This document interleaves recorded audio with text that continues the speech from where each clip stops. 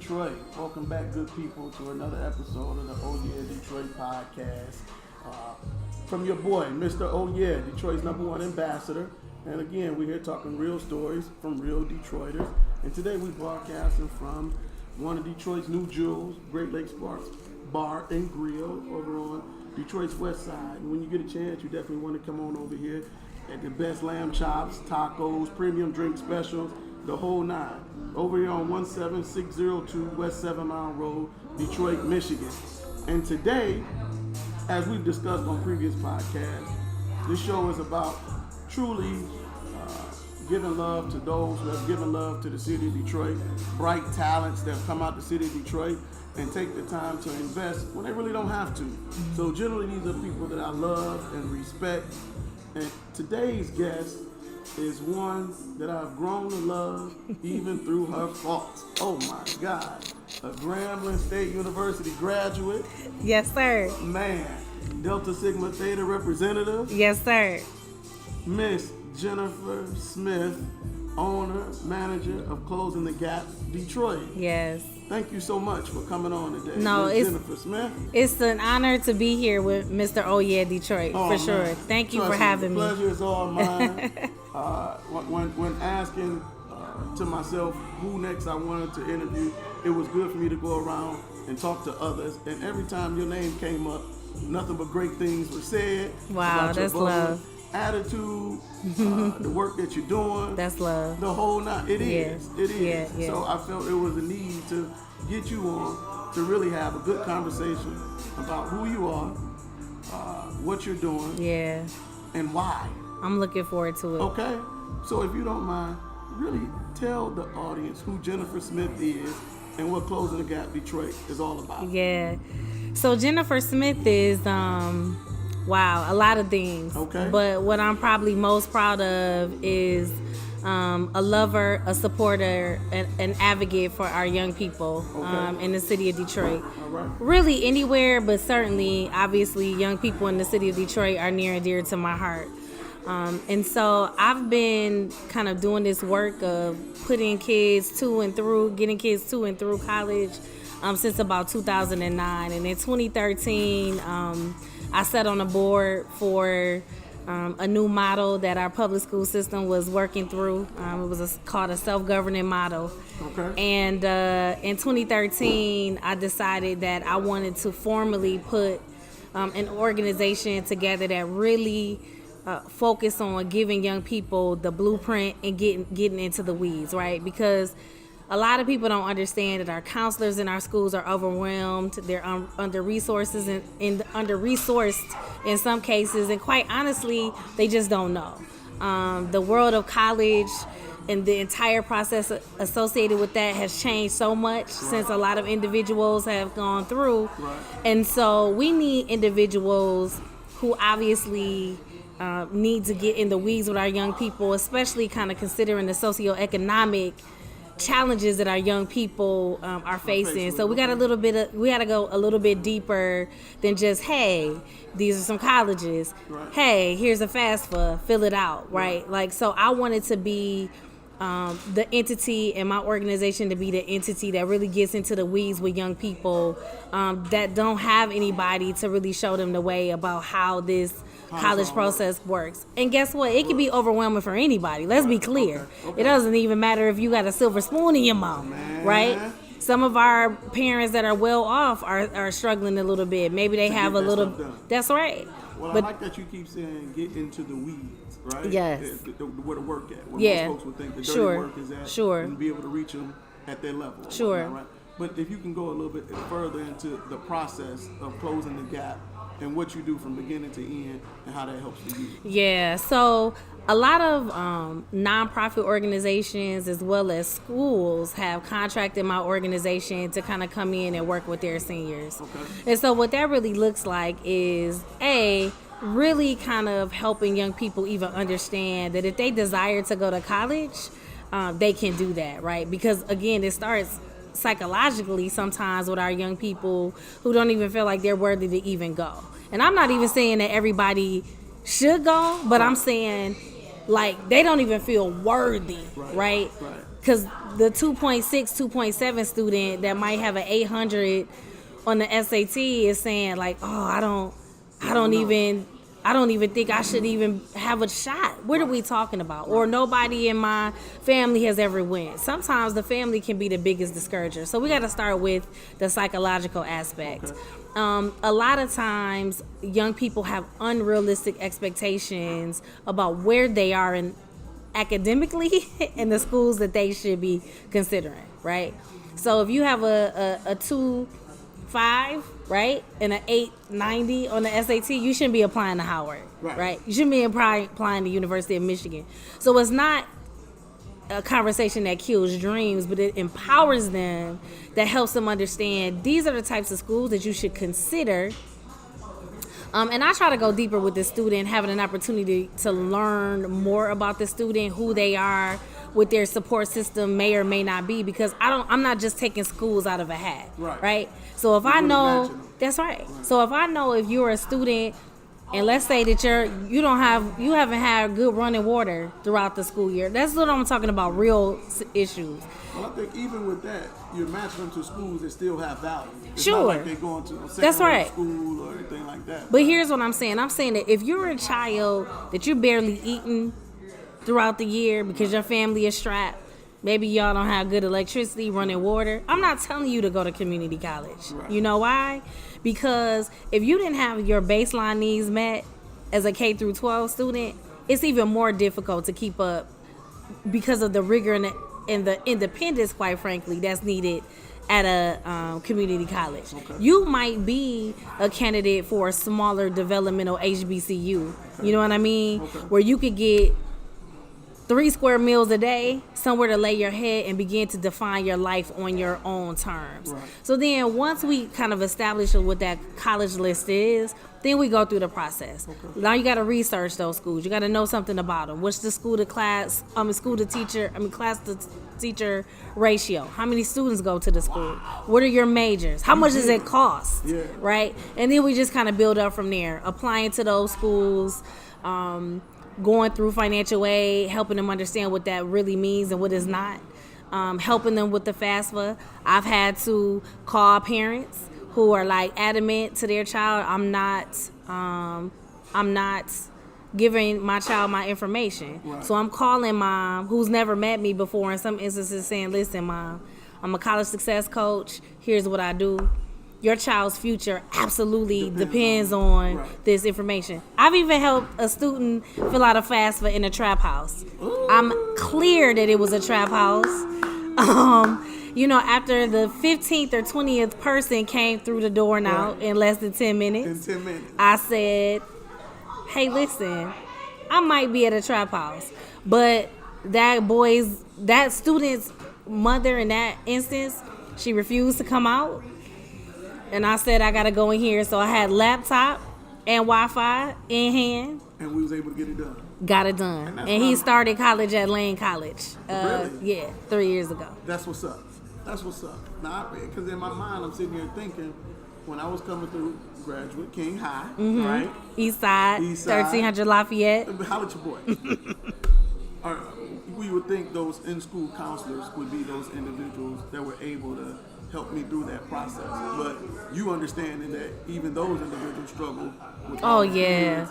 So you're contracting with some of the DPS or schools to go in to... So the schools I have gotten contracts with a couple of schools. My main base are nonprofit organizations, right? Yeah. Because there's no diss to schools whatsoever, but here is what schools are tasked with. They're tasked with ensuring that young people graduate, obviously exposing them to college, giving them some post-secondary options, completing the FAFSA was part of that.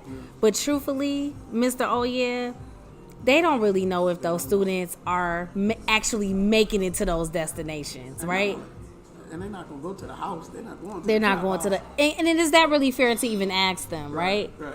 And so what I realize is that, I don't want to criticize. I want to stand with our schools. But truthfully, a lot of students are saying, hey, I'm going here, but these students don't have their FAFSA is not complete. They're not following up. It's just so many variables from graduation to actually arriving on somebody's campus that have to go right. And schools are not consumed with that. So I would tell you there has to be a special school entity that says we want to ensure that those students arrive on the campus. Right. And typically that happens in the nonprofit realm because they want to just kind of go a little bit deeper. Go a little bit deeper. Mm-hmm. Yeah. Well, that's beautiful. I get it. And just for folks, for that few that may not understand or know, FAFSA is the government. It's the free application for federal student aid. It is the application that graduating seniors and continuing students have to complete every year in order to qualify for financial aid through not only the federal government but the university itself. Right. Who else is, or what other companies or entities are out here doing this that you're doing? I will be truthfully honest. Please. I don't really think that there's a lot of organizations that are doing it the way that I'm doing it. I think the Michigan College Access Network and the Detroit College Access Network are providing resources that help counselors kind of do their job, right? I know that there are a ton of college readiness, programs, College Possible, that really want to go deeper. But they haven't found a way to mobilize to do something like that. Yeah, because it's hard to scale up. Right. It's hard to scale up. Right. And so when you are an organization that is thriving and the need to stay financially sound based on grants, funders want to know that you can serve 100 and 200 and 250 individuals at a time. Okay. And unfortunately, that's not what my organization does. Okay. Because it's very hard to reach students kind of in that way when you're talking about hundreds of students. Now, the information is readily available. Right. But, it's the application of it all, though. It's the application and Right. the execution. And the execution of it all. And in 2013 is when you started this. Correct. And in that time. But I've been doing the work probably for really since 2009. If you had to estimate, Sure. how many students have you helped get from high school to college, 4-year institutions, or just through that process in that time? Just a guess. I would say over 1,000. But I would also tell you that I have directly financially contributed out of my own pocket to about 60. And when I'm talking about 60, I'm talking about plane tickets, tuition, moving costs, travel. Just because I'm broke and I'm starving and I don't want to eat in the caf, housing fees, enrollment fees. Yeah. And I think that's where on this show I want where we flip it a little bit. Okay. Because I think that takes a lot. Yeah. Not only to put in the work, but now you're speaking of money coming out of your own pocket. Yeah. And I think that speaks to the passion, right? So this is where the show takes a little turn. Where in the hell did that come from, right? You from Detroit, West Side. Yeah. What high school again? Benedictine. Oh boy. 8001 West Side Drive. Oh my God. Go Ravens. If you can kind of speak to your upbringing, right? Yeah. What those experiences like coming up, what you come across, because I believe in somehow, some way, has played a part in what you're doing right now. It Is that fair has. to say? I would say. Okay. I am really what I would consider a typical Detroit family. My parents are phenomenal individuals, not college educated. I am literally, when they talk about how the black middle class was built in the city of Detroit, like my family is representative of that. My dad was a pipe fitter for 40 years at Rouge Steel for a motor company. My mother was a DPS secretary for 40 years. What? So I'm blue collar. Right. My friends call me bougie, But I like to think, you know what I mean, that I'm blue collar. And so, Well, but you understand this budget is low, so don't be Yeah. on my mic today, okay? Sorry. Go ahead. So, but my parents just there was nothing, at no point in my life, and probably until I got grown, but there was no point at any point that I ever feel like there was nothing that I could not do. You know what I mean? Like, my parents were at every basketball game, every program. Right. You know, I remember when I was making the transition from middle school, coming from St. Scholastica, I did a bid. Okay. I was DPS K through 6. Yeah. 7th, 8th grade, I went to St. Scholastica and then went to Benedictine. And so a lot of the parents at the time, when I was in the 8th grade, were on this, are you sending your kids to Mercy? And, I was a little bit perplexed. Like, my older brother went to Benedictine, and my mother was saying, listen, you're going to be great wherever you go, right? And so it wasn't a matter of me going somewhere to feel like I was going to level up because I went there. I was great everywhere I went. And so, yeah. But I really, to answer your question specifically, it was just the love and pouring in. And I really think it was the Holy Spirit. I'll get that. It's cool. We in the boat. Cool. I believe that God gives people purpose. Yeah. And I really do believe it was purpose. I'll share a quick story. I'll never forget, I was in the 3rd grade. My mother, just like other families, always has a big tradition. A few days before Christmas, she's going ham and doing all of the wrapping. I remember sitting in front of my TV, 3rd grade, and something just came over me. Something legitimately came over me. And I just had like a mini panic attack because a thought came through my mind like, oh my God, what if there were some students in my classroom that couldn't have a Christmas? Really? So here's the thing. So I had a, cute little decorated room. My dad, because he had made me some wood shelves. So I had accumulated all of this stuff from Boblo and other places that had gone, rocks and the oversized pencils. And I got my mother's wrapping paper and I started wrapping. So then my mother realized what I was doing. She was like, hold on. First of all, she was mad because the wrapping paper was disappearing, but she was legitimately asking me, why are you bringing all of this stuff? You know what I mean? What are you doing? And I explained it to her. Yeah. 3rd grade. And she was like, well, you can't just be wrapping up no junk now. If you gonna do it, we gonna do it. So I had some Sweet Pickles books, and I literally came into school that day and with 2, little shopping bags full of gifts for my entire classroom. And so that was really, to me, like that first kind of thing. That giving moment, and it's really been my life. And it's really been my life. Yeah. And how that translated to higher education, I'll tell you the first experience that I had with that. I had some little cousins who grew up in the hood. They were real. They were doing bad, right? 20-something-year-old in college. You got that college energy, so it's a no-brainer for you, right? You don't have real world experience. You thinking everybody want to go to college. Everybody want to go get out the hood. And so my little cousins were approaching high school graduation. Okay. And I'm trying to pour into them and talk to them.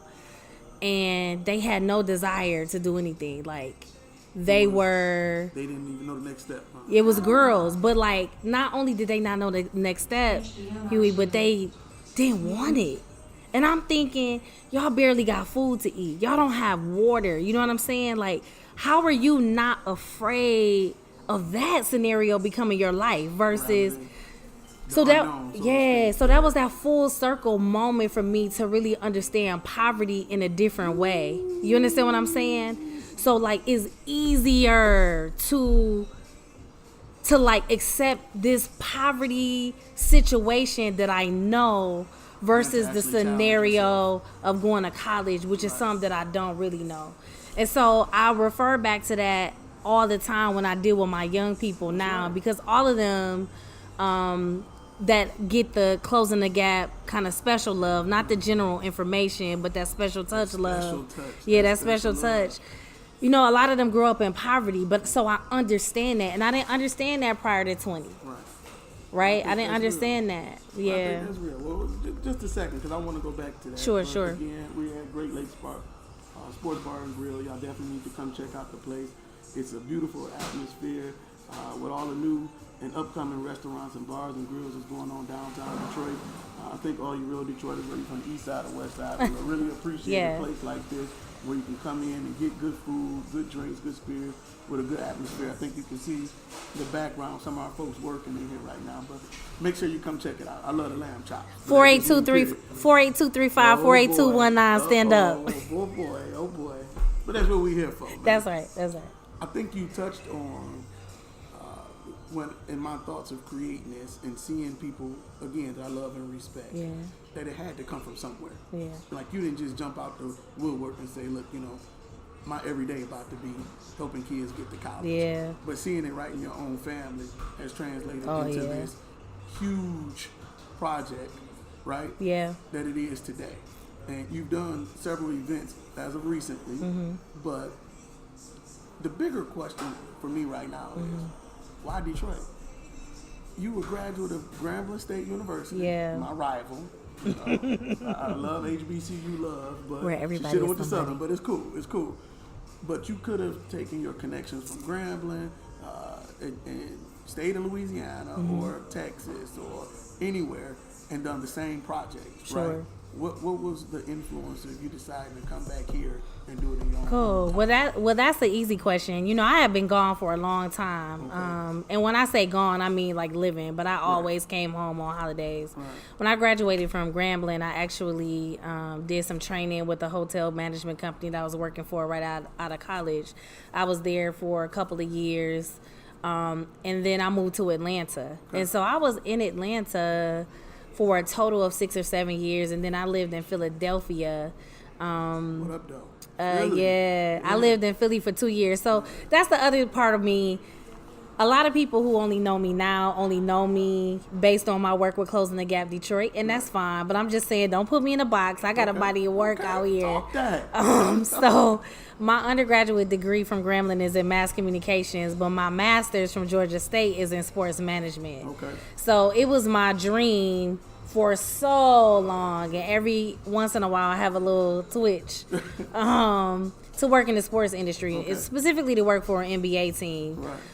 So I did my master's work at Georgia State. I interned for 2 years for the 76ers. What?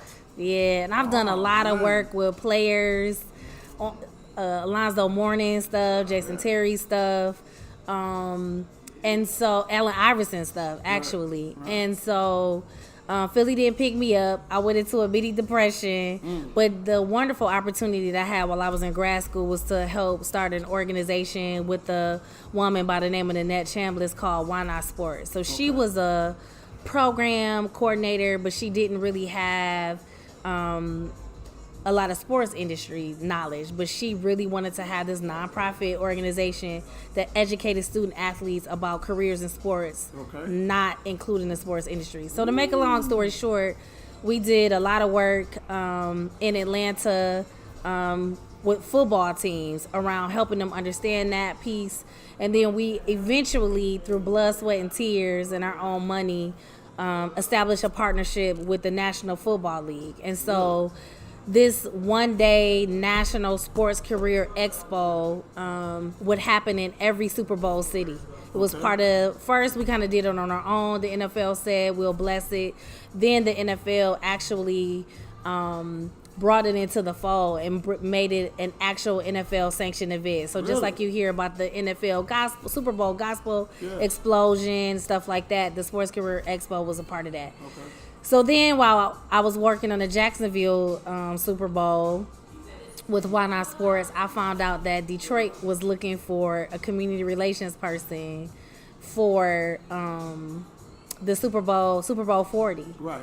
So I said, yo, I understand the sports industry so much now, having been in Philly, having gone to grad school, having had these experiences, and I need to make sure that Detroit kids don't get shafted when this game comes to Detroit. Like, I gotta be here for that. That passion. Come on. So I sent my resume, and the rest is history. So I actually was a part of the formal. Everybody, you know, when you talk to people in Detroit, they're like, "Oh, I work for the Super Bowl." When it's no, you didn't. You were a volunteer. Okay. Really? No, I'm talking about I was a team of like 20 people who actually worked alongside the NFL to produce the Super Bowl. And so that's what brought me back to the market in 2004 so we could put that game on for the 2006. And you just decided to stay. Yeah, so community relations was always a part of what my focus was in the sports industry. Right. It wasn't marketing, it wasn't ticket sales, it was really community relations. Okay. And so, from there I became the director of community relations at Pepsi. From there, I helped run the foundation for Charter One Bank, which is now Citizens. Okay. And then I transitioned to the nonprofit realm. I was the executive director of Boys Hope, Girls Hope, which is a 30-year-old, or really 30-plus years old now, nonprofit in the city of Detroit. Okay. And then I decided to kind of branch out and do my own thing. Ooh. So that's kind of me. You did, man. Yeah. And we're glad you're here. And again, that's what this show is about, to celebrate individuals like you, that talent. Thank you. That homegrown and doing great things, right? And really deciding to keep doing it right here. I think that's amazing. Because you had those choices. You could have went anywhere, man. Yeah. So and stayed. And stayed. Yeah. So I'm appreciative of it and in honor of that celebration. Me, I love to pop a bottle of champagne. That's how Eastside guys do. That's how Eastside guys do. In honor of that, I did bring my glasses for you. You take your one, okay? Yes. Why not? I love it. Yes. And keep it in tradition of Detroit. You see Detroit versus everybody that had Detroit. Even one of the greats, he's not from here, but Isaiah Thomas and his man. brand, that's dope. Yeah, we got to keep things going with this. I love it. Okay? But as I'm opening this, I was hoping that you can talk about the programs and the events that you guys just recently did. I know you work with HBCU Network. Yeah. You just did a college fair. Yes. I know you worked with UAW with HBCU Network and Bridging the Gap too. Please just let the people know of this ongoing work right now. Yes. So even though Closing the Gap Detroit has a special kind of unique way that we work with students, we would be foolish not to partner with other individuals doing great work in the city. That's right. And so Sean Rouse in the Detroit HBCU Network is one of those individuals. And so my students go everywhere. Mm-hmm. But obviously as a product of an HBCU, I'm extremely passionate about HBCUs.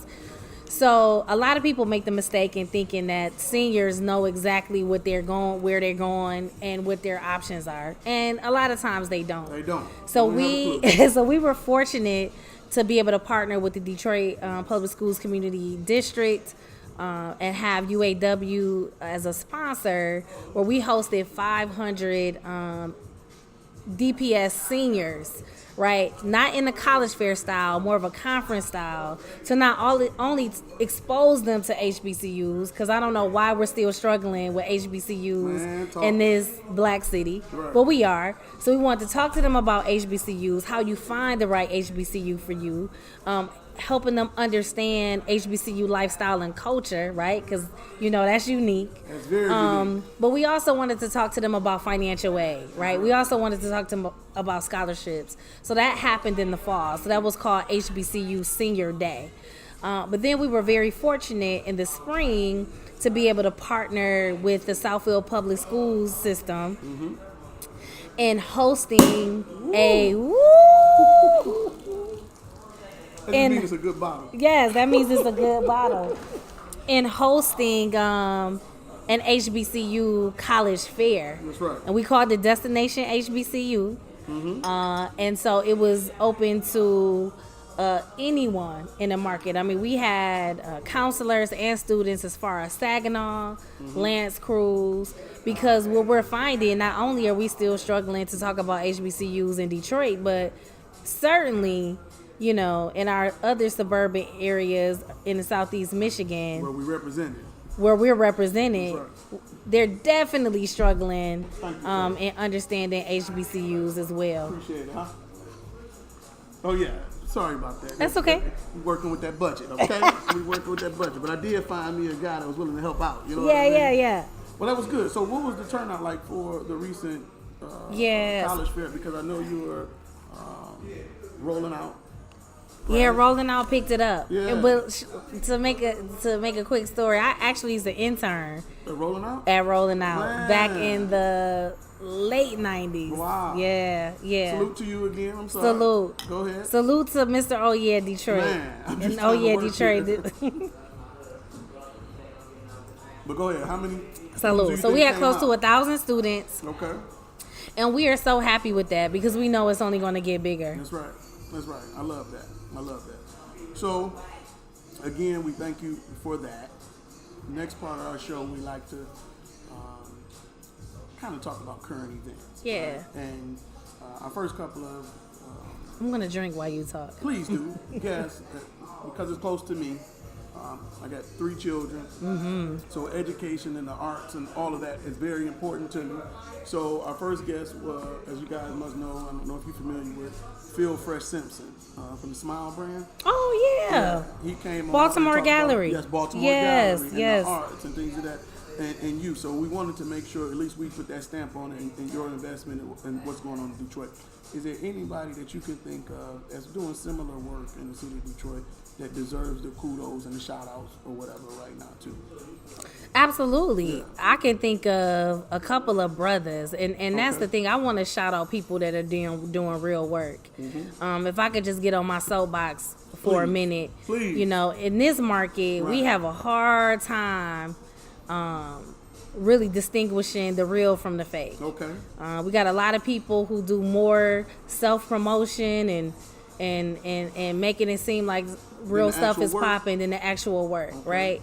So I want to make sure that I shout out your schoolmate, Curtis Blackwell. That's right. And Sound Mind, Sound Body Football Academy, International Football Academy. We need you on here too. I'll be coming to you, brother. International Football Academy. This brother doing football academy work, the academy work is really important because it's not just about skills related to this game, but it's about character.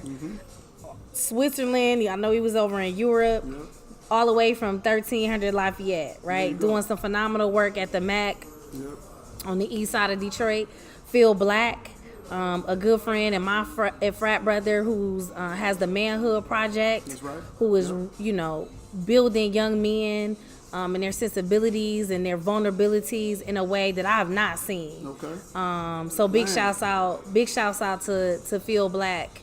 And I'm sure that there are other people. There are other people that are doing phenomenal work. But those two brothers, a lot of times women kind of get the kudos, as we should, for grassroots community work. But I'm telling you, those brothers are doing some phenomenal work because we need to lift these young brothers up. We do. Yeah. We do. And hopefully, with all of us put together and making an impact, it'll make a difference for everybody. Yeah. Man. So that's good.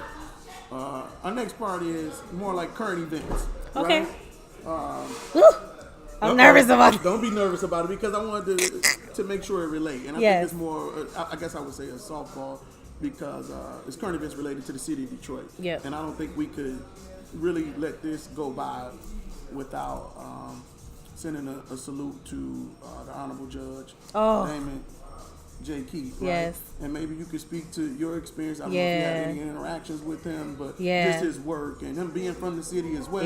Him also being a supporter of HBCUs and just education for all DPS kids, all over, right? So let me just tell you about Judge Keith. Please. So first of all, I'm a little bit disappointed because I feel like this entire city should be in the streets, celebrating the contributions of this global, let me just say global icon. That's right. So where I really want to take it with Judge Keith is there's a famous neighborhood in the city of Detroit called The Hole. And people don't even understand the history of that neighborhood. It's right near Wayne State University. Judge Keith actually knew my great aunt, right? And when I actually worked at Pepsi, we would sponsor Judge Keith's soul food luncheons. Really? So in February, as a part of Black History Month, he would essentially host a soul food luncheon for corporate, community folks, legal people, everybody, judges, in honor of Black History Month. And it was like phenomenal. I mean, it would be like almost 150, 200 people in his chambers. Right. So just a phenomenal dude. And not only was he a supporter, he is HBCU. That's right. West Virginia State. Yeah. But West Virginia State undergrad. Okay. And so it's such a tremendous loss for the world. And we need to celebrate him and get around him. And I really want us to get back to Black history in this city. Right. Not only from a historical perspective, like nationally, but also our Black heroes in the city of Detroit. We need to teach our young people that. I can appreciate that. And I guess that's a great segue because so when folks come on here, what I look for is to give your opinion on the state of the city. Where we at? How we doing from your eyes, your standpoint, and if you want to go right in education, DPS, or just where are we at, where we doing good, and where we could be doing better. That one's supposed to be a tough question. Listen, just your state of the city, address, so to speak. Inclusion. Yeah, that's huge for me. I mean, I'm telling you, my email says Jennifer48235 because I consider myself, I am Detroit. Thank you. I love it. But I will tell you, the first 3 years, for the first time in my life, the last 2 years, I've never felt more like a stranger in my own city. Yeah. I just wonder where we are. Yeah. I wonder why we just are not represented as it relates to business ownership. Right. In the downtown area, I don't want our businesses to be continuously pushed out. Yeah, pushed out on Livernois. Like, I get the whole neighborhood framework; it is really, really important. Right. But our businesses should be represented all over the city, from Corktown to, No, you're right. Northeast. And so, I just, as somebody who's not a millennial, but I'm also not a boomer, I'm kind of in between. That's right. I definitely understand, wanting to have amenities that we've enjoyed in Houston or Atlanta or Dallas. But even in cities like that have less of a African American population, I don't see those same type of issues, safe spaces and places for African Americans to hang out. How do we get there, you think? What is it going to take?